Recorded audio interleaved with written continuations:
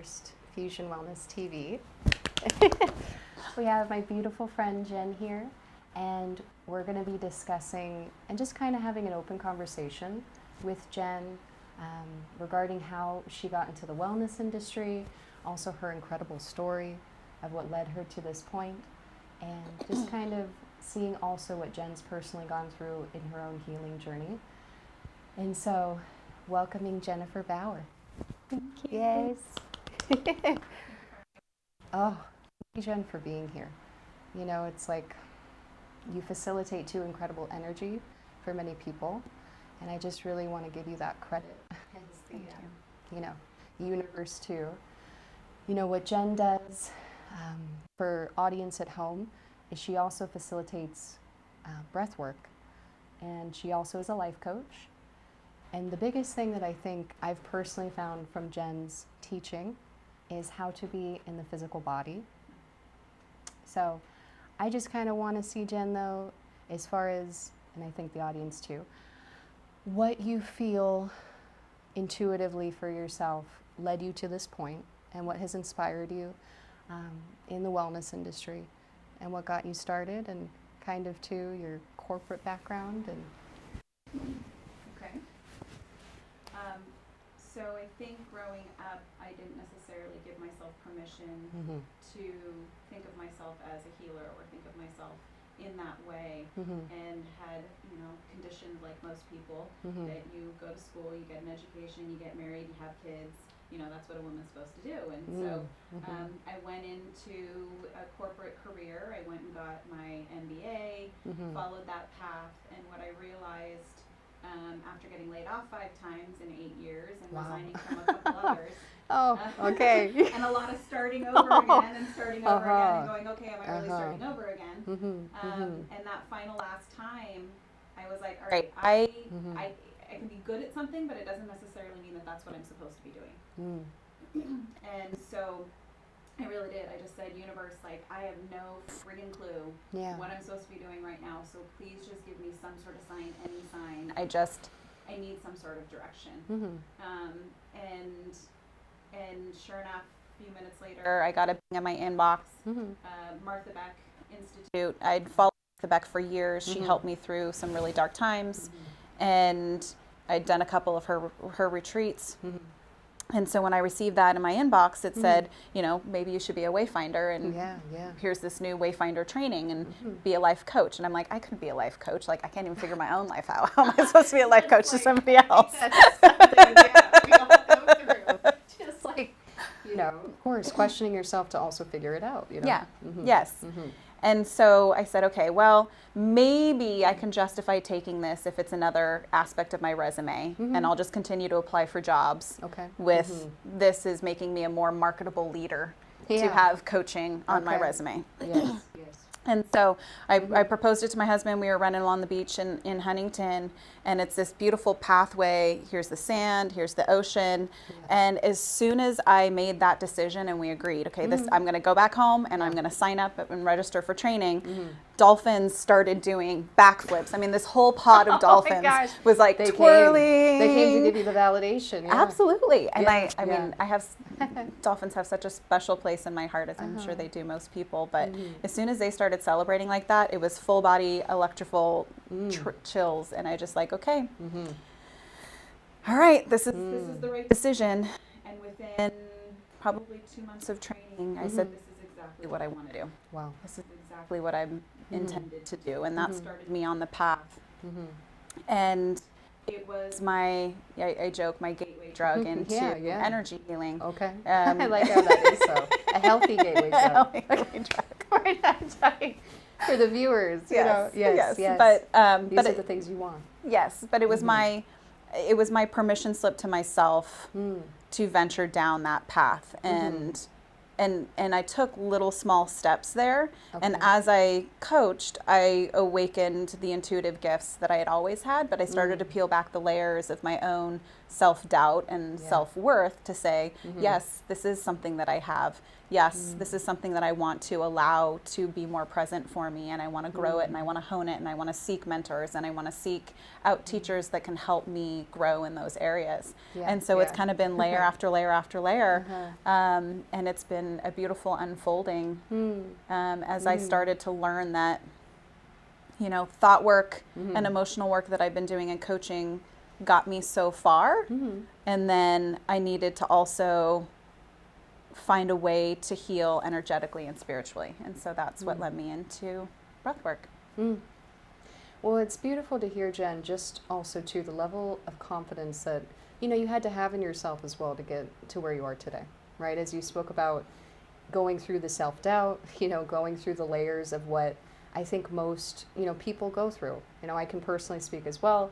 You know, when you're about to make a big leap, there's a lot of doubt that usually comes with it, just because you're relearning, you know, and you're kind of shedding the old skin. Yes. Which, and I know that's, you know, shedding as well is big for you, right?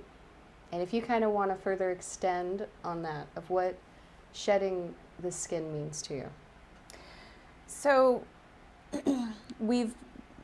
as humans, we have been conditioned in our surroundings through society, through media, through our parents and our upbringing, the community around us, the people that we care about that influence us. And there's all these rules that we've placed on ourselves and how the world is, and these beliefs that we have that we never question. And as we start to peel those back, it is like removing a layer of skin or removing a layer of chains around us that just says, like, I want to be more free of that. Is this serving me? Do I feel constricted, or do I feel open? And that's how I follow truth. That's this, if it's freeing, that's truth. And so that's how I look at shedding those skin layers. Yeah. Well, and that's incredible too, I think, you know, just for what we encounter as humans, as you spoke about, to really hone in on that and really make it just a daily practice. Because we all kind of encounter, you know, situations that we're challenging our own belief systems and what we've learned. And to hear from your own story, you know, just what even led you out of corporate into, you know, more of the, you know, healing holistic realm. It's incredible to hear just what you allowed from that experience.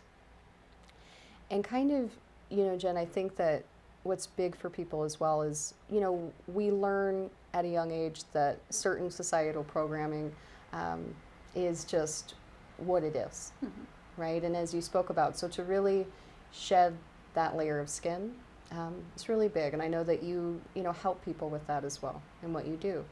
So, you know, Jen is obviously her own influence of what she did in her life, and also has now transmuted it into her experiences with her clients. Yeah. But kind of alluding into, Jen, I know that you personally have dealt with, you know, chronic pain. And so you kind of went through a time as well, even before, I think, the whole, you know, situation in corporate and figuring out what you wanted, that chronic back pain was an issue for you. Yeah. So if you can further extend on that. So I had a lot of back pain, probably starting in college, and I never really identified what it was from. I just had chronic back pain, and a lot of disassociation from my body in that period of time. And then on my 30th birthday, I bent over to put on my shoes and threw my back out. So I wasn't even lifting something heavy. It was just literally just putting my shoes on. Oh my God. And I was laid out. Yes, ladies, you know, it's like being in alignment. Yes. And I was in so much Uh-huh. excruciating pain. Wow. Okay. And from that point on, for the next 8 years, every 2 or 3 months, I threw my back out. Wow. Okay. And I didn't understand yet why that was. And so I saw specialists. My chiropractor was a huge help in that, but it didn't fix the root issue, which was my back being in pain, and I was in constant pain. I mean, sleeping, you name it. And so through coach training, I actually learned mind-body connection tools. And so I, you know, was probably my first month of training, and we were learning how to tune into our bodies. And throughout that process, I was reintroducing myself to my body and practicing in meditation, doing a scan, and starting to feel into everything and noticing from a physical sensation perspective to get back in tune with things. And so once I started to learn to tune into sensations, I happened to have a flare up in my back, and I was in excruciating pain. And I said, okay, well, let's give this tool a try, because here's my opportunity. Yeah. And practical application. exactly. Yeah. And it was the most beautiful message back as I brought my awareness into the pain to try to understand what message it had for me. It said I didn't have my own back. I was spineless. I was saying yes when I wanted to say no. I was saying no when I wanted to say yes. And I was not maintaining boundaries with people. And once I realized that, and it resonated with me, because I could, as I'm getting the messages, I'm pinpointing the actions or non-actions that I was taking. And then the most beautiful thing happened. This swirling, icy, I can just call it an icy swirl, is all it felt like in my back in that whole area of pain. And the next message that came through was, you can heal yourself. Wow. And with that, the pain completely dissipated. Because I got the message that I needed to, and I knew the action that I needed to take. And I have not thrown my back out since. And it's just so interesting, you know, because of what you personally dealt with, of it going on and off, you know, kind of switch, as you said, and just finally honoring that message. What happened on your nervous system, and wow. So our bodies are incredible, even when they're in pain. It's a teacher. And I think that's too, Jen, it's like, it's interesting, as you spoke about, you know, it being a teacher, right? Because I feel like when we have pain, you know, we get into this cycle of behavior where we want to react to the pain. You know, it's just natural. You know, when you feel pain on a very human level, we just want to react and, you know, get kind of more frustrated. And because, of course, there's a side of it that maybe you don't feel like you can fully identify, which that's where, you know, having these tools, as you spoke about, can be so big, you know, and whoever's watching as well, it's like being able to utilize just tuning into your body and feeling safe to ask those questions, you know, and honoring what comes through. And you can see from Jen's story, it's like just for her to be able to almost use that too as a, you know, big stepping stone into moving forward, you know, and really taking the action after. Yes. You know, that's the important part. Yes. Yeah, because we could get the answer, you know, we could do the work to really identify what it is, but then it is a choice if we, you know, choose to really take action, and then just choose also too what kind of methods and implications. I mean, as you spoke about the mind-body connection, but there was probably more to that as well for you, if there was, you know, more holistic practices that you used to heal your back as well, and more of your pain, because I know it's kind of a journey after you make that decision. For sure. So beforehand, I did use a lot of oils for that, and I find that if I have something that comes up anywhere physically in my body, one, I know there's a message. Two, it may not instantly go away like my back did. And then that's when it's like, okay, I'm getting the message and I'm also treating it. And that's usually where I'm using essential oils, plant medicine, doing my research on what is going to be that holistic way of addressing it and treating it. I use your Fusion Wellness bath salts too. So Yeah, you guys take baths. yes. Those are very helpful. They do. They absolutely do. Well, and you know, it's beautiful to see, though, what kind of simplicity comes from when we allow ourselves to just realize that, okay, you know, this is something that I personally is for lessons and to teach and to grow from. Yes. And kind of to not resist, you know, the natural evolution of what already the universe wants for you with the pain, what you're being taught, as you spoke about, like seeing it as a teaching, you know, rather than maybe a burden or that it's something that's just never going to end, you know, really seeing it as, okay, you know, this is something that is to teach. And having tools, as you spoke about. That's the beautiful thing, is just kind of whatever works for you personally. But to hear the use of, aromatherapy, those are, personally as well, with Fusion Wellness, we really, integrate that, too, because we do believe, plant medicine in all forms, not just CBD, but also, of course, like the natural essence of plants. It's all out there. I mean, nature's already created everything that we need. We just need to understand how to use it. It's true. Yeah. Harnessing its power. Yeah. And giving ourselves, once again, as you spoke about in the beginning, and I love that, the permission slip. Right? It's like, sometimes it can be that simple. And as we just spoke about, and as I said, it's like, I think sometimes our egos have a tendency to make it a little bit more complicated.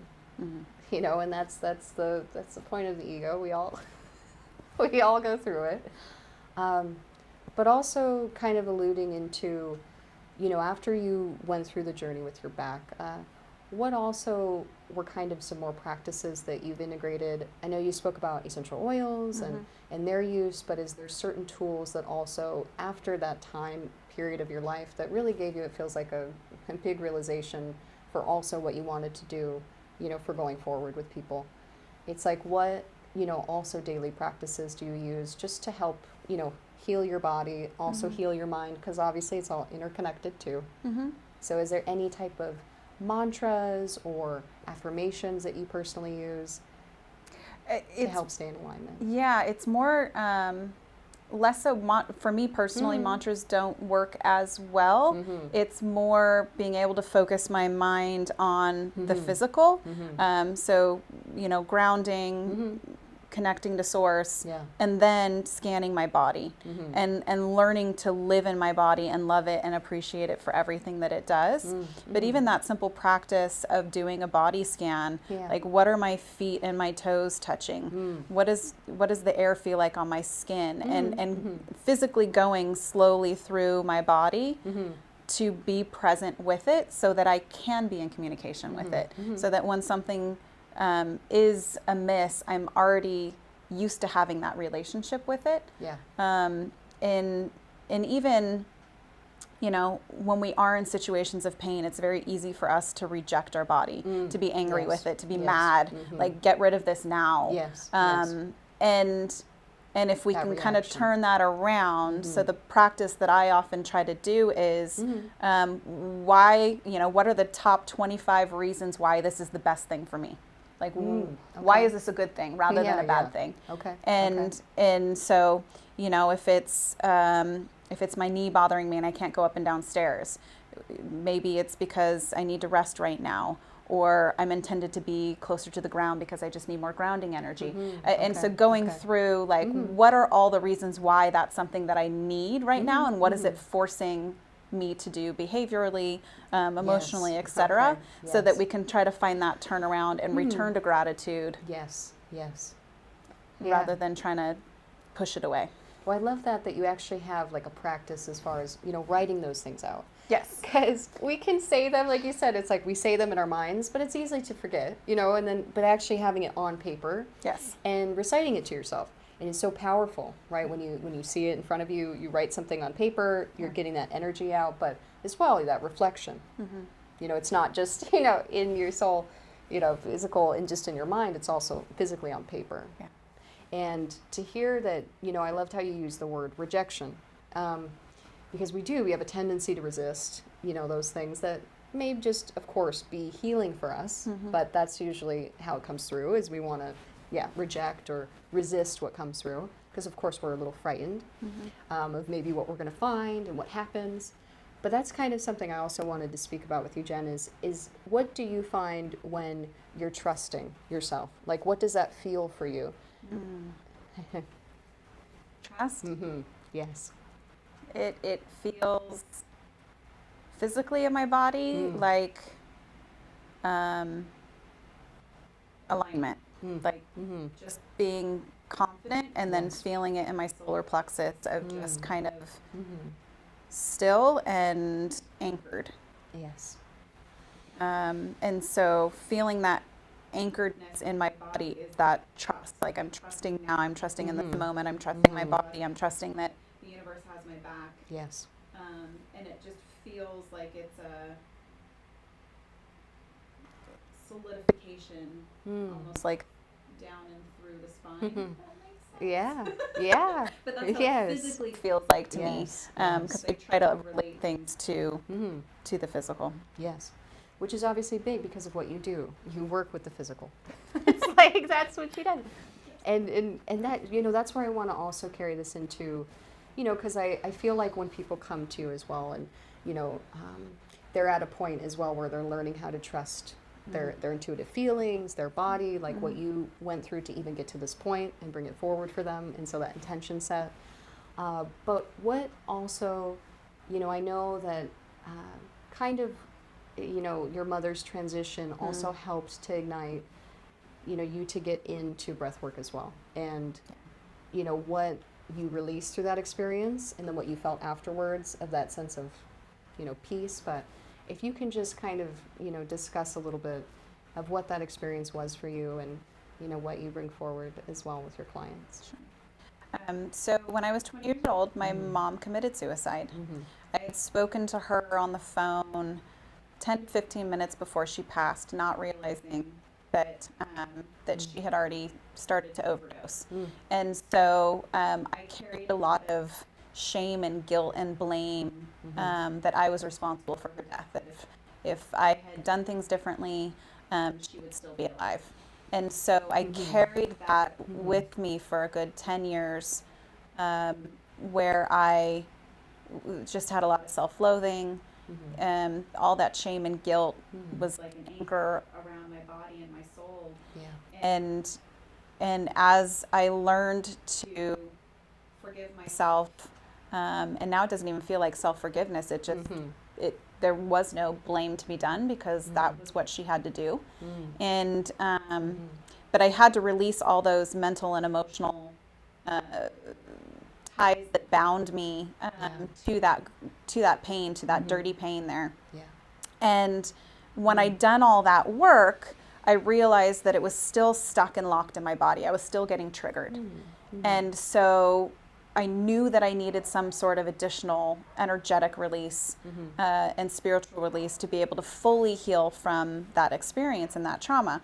And so I had gone to a breathwork group that was facilitated by a friend. And in that experience, I felt all of my chakras open up and this big giant release, and it felt like my whole heart chakra just broke open and expanded. And I felt like I was levitating off the sand. That's the only way I can describe the experience. And it was just this expansiveness. And on a soul level, I had a conversation with my mother and said, you know, I'm sorry, please forgive me. And her words back were, there's nothing to forgive. Wow. And so in that moment, I physically felt that energy release. And I knew that I had gotten to the point of fully healing that when I could have conversations with other people who had experienced a suicide by a family member and not see my own pain in there and not be triggered by it, not project my experience into that, and just simply hold space for them and just open up my heart and allow that to hold them in that moment as a compassionate witness and nothing else. Well, that, you know, was extremely incredible, Jen. I was grateful to even hear you speak on that level right now. Just to hear the power of that story, of what it's created as a ripple effect for so many individuals, but just to what you've created from doing the work on yourself and what you're able to facilitate for others. And so thank you for sharing that, you know. And through her experience of her transition, were you also taught, you know, it feels like maybe what unconditional love is? Yeah. It's interesting because her existence as my mother in human form, there was a lot of codependency, and often I was parenting a parent, and that reliance and dependence that she had on me as the oldest child was a complicated relationship that I often wanted independence from. And so it was this push-pull between us, loving somebody, but also resenting having to be the rescuer and the reliance.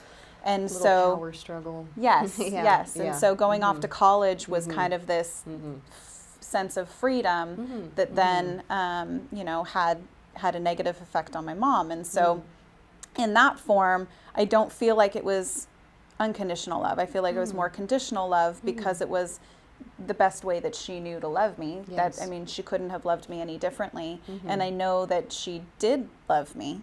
But now, now it feels like pride. It feels like this peaceful pride that surrounds me from her presence. And so what I've learned through that is that definition that I'd grown up with, that I'd also feared when I feared being loved by somebody, that it had to come with all those conditions. When I first learned and understood what loving myself was and is, it's fully and deeply accepting without any need for change. And so when I think of unconditional love, it is just deep and complete acceptance. Wow. Yeah. Well, to hear, you know, it's interesting, like what you spoke about with certain associations, you know, that we hold of what love is and what true unconditional love is. And it's like we're taught, you know, because that's why we're here, but it's like to really embody it, as you spoke about, and allowing that frequency with your mother, who obviously is a big impact and a big influence, regardless of, you know, what happened in the physical and what you both, you know, went through as a co-creation and whatnot. It still turned out, though, to be one of probably, it sounds like, your biggest inspirations as well. You know, to love yourself more, of course, and develop certain boundaries, and also for her soul, you know, and what she needed to go through. And it sounds like, you know, now there's this sense of peace. You know, so it came to its, you know, resolution in that way. And it feels like, from what you're saying, it's like it all stemmed off of you allowing that freedom. You know, and that freedom to be, you know, without wanting to change who you were in that moment, and in any moment. It's like, as you spoke about, unconditional love should probably be, you know, what we say, and I don't want to say should, we've gone through this, but what we, you know, kind of project out is that it's more than just love, it's also an acceptance. You know, they kind of go hand in hand, as you were speaking about. Well, to hear, you know, just to, you know, Jenn, the level of compassion, you know, that you received also from that experience, and to be able to bring that energy in what you do, you know, and seeing people where they're at, and seeing also, too, as you spoke about, not, you know, projecting their pain, like taking on their pain and then also projecting your own experience.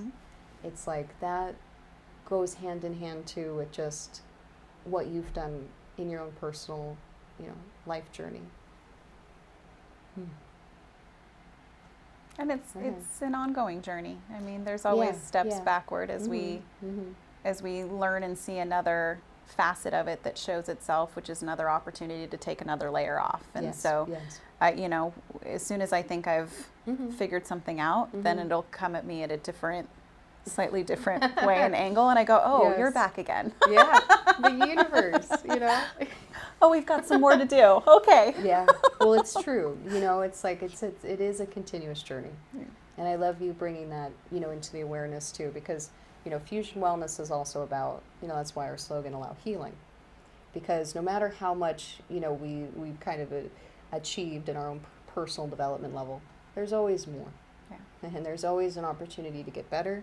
And there's always an opportunity to be, as you spoke about, in unconditional love and acceptance for yourself and for someone else. But usually, as you spoke about, it stems off of us first, so that we can facilitate that for someone else. Absolutely. And it's just an incredible opportunity too when, you know, we do have someone who passes away in physical, to really understand that their passing is for a purpose. Because that can be, as you've experienced as well, like it, you know, sometimes we do hold on, and, you know, I really related personally with what you said of holding grief and, you know, holding these certain emotions, because I personally did it with my father as well. And, you know, it led me to why I do what I do. But it's also, I feel, a very common thing, you know, for most people, is to kind of hold on to certain guilt that, you know, it could have been different, or I could have done more, or, you know, these thoughts that come through. And that's where, you know, when we just go back into center, and also what you help people to do, and if you can speak about that, of what you see and what you felt, how people can release grief through their physical body, through breath work, what kind of experience that brings for them, you know, just afterwards. Sure. So the breath work that I teach and facilitate is a pranayama that's 2 breaths in, 1 breath out through the mouth. Yeah. And as the breath starts to move, it starts to move the energy through the body and through the chakras. And it'll get wherever there's a block, it will start to have some pressure against that, but it will eventually break through. And so the breath is merely a tool to allow that energy to kind of continue to move. And so wherever it's stuck, physically in the body and energetically in our chakras, will get moving, you know, and then we allow spirit to enter in and help and assist in that. And so it's a beautiful process of releasing blocks, releasing whatever stuck energies been there. And it can even be, you know, legacy energy that's stuck. It can be lineage energy that's stuck, that we've carried on through our DNA, traumas from our parents and grandparents, etc. And so it's a powerful tool for being able to clear that from the body. And the other beautiful part about it is whatever's ready to be cleared is what will show up that day in breath work. And so I'm constantly finding that next layer of, oh, you want to be released now. Okay, now it's time to work on that. So it speaks to you. Yes, it speaks to me. So it's not a one and done. It's like we're gonna, you know, knock, you know, back. Like. Yes, exactly. And it's beautiful, but it really is. It physically, emotionally, energetically, spiritually releases blocked energy in the body. Blocked emotions. When I love, you know, how you just said, it's like kind of with, you know, breath work too, it allows us a space to kind of not, you know, feel judgment. This is just my perception of what, you know, you're saying. And I think for most people, being in the physical and having that practice, as you spoke about, that specific breathing technique, and to get you in that space, and you know, being just kind of a facilitator to release, as you spoke about, the, you know, stuck energy. And I like to just, you know, as you say, just stuck, and whatever form that may be for you. It's just why it's different each time. So it is different each time. You know, it's kind of exciting as a, you know, facilitator to experience just, you know, you could have the same client, but it's going to be a different experience each time. And even self-facilitating, it's a different experience each time. I'm like, oh, well, this is new. Yeah. Cool. Well, and accepting it, you know. Yes. Allowing it to happen and unfold, and releasing any expectation of what it's supposed to do for you, and just allowing breath to take over. Well, I think that, you know, is such a beautiful, just like analogy too for life, you know, and what you can do in that space, but also apply into just everyday life. You know, of just, okay, I let go, I allow, and I also allow myself to receive whatever is needed at this time. No matter what I'm going through, like, I can resort back to the breath. You know, so just powerful tools. And kind of, Jen, what do you see as well, kind of where we are collectively as a society? What do you feel, you know, right now, generationally, what's coming forward? What do you see for the future kind of, you know, wellness? Great question. I see a lot of people starting to wake up to their gifts, their natural gifts. It's happening on an exponential level right now with a lot of people, and having very unique gifts in a way that's manifesting in their life as well. And so I think something's happening, not quite sure what, but everyone's getting ready for this next, yes, exactly, for this next much whatever energy. it happens to be. But I'm seeing that there's a lot of people who are starting to allow the gifts that have remained dormant to come to the surface in beautiful and wonderful ways. People who never thought they had any sort of intuitive abilities will be working on a coaching call, and something will happen where that comes forth. And so Wow.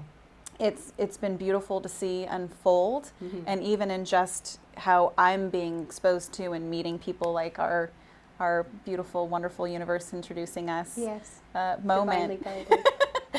is fascinating to me, to see that there's so much of that out there and starting to happen on a quicker pace as people are evolving on a more quicker timeline. Well, it's incredible to think too, what we're going to see just in the next, 10 years or so, and what also I think just as a society, what kind of healing is going to happen. Yeah. Because it's already happening. If Yes. you guys know, you're probably feeling it. Yes. It's already happening. It's here. It's here. And I think a big thing is when you're, going through these types of emotions, when you're, kind of accepting what's no longer a part of you. It's not wanting to be a part of you anymore. It's just a, previous version and, a remnant of you that no longer exists in this reality. It's like you have an opportunity also too to grow from the experience, as Jenn was saying, and giving yourself the opportunity, permission slip, to move forward. And having tools, as she spoke about, with, whatever modality you choose. Yeah. Because that's big, it's like whatever for you guys resonates. Yes.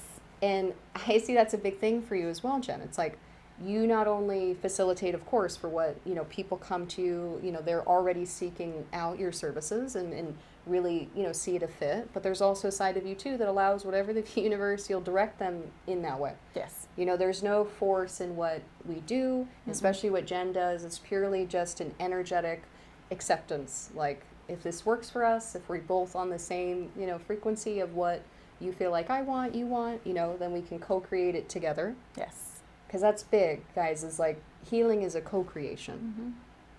Yeah. It's not just a one side, when you come to a practitioner as well. Yeah. Yeah. And there's no one right way to do it. No. I kind of look at it as a buffet, and so take what works for you, leave the rest. What works for me may not necessarily work for the next person. Totally. But as our communities grow, it's like, oh, if this isn't working for you, I know somebody else who I think might be a better fit. Yes. And so I that's think the it's beauty profound. the beauty of everyone's unique gifts as they're coming up is Yeah. they will be a fit for somebody. Yes. And so I'm just enjoying kind of tasting a variety of things, and then Yeah. I then learn to be able to facilitate what has worked for me personally, because that resonates and I know it, and that's what I learn, and then continue to add to my portfolio and my toolkit. Yeah. And I know a lot of people that what works for them is what they then have learned, and it's like, okay, Yes. now I'm going to pass you off to this person or this person or that person, because it's whatever you need and whatever's right for you at that point in time in your path. Yeah. I love how you just, Jenn just even said like buffet, because it is. There's so much curiosity and allowing yourself to enjoy, when you're figuring out what's personally going to work for you. Because this is, healing can be fun. Healing is meant to be fun. Yes. It is meant to be fun. It's, it's a little, challenging, of course, because we're presented with, certain things in our lives, but it's beyond worth it.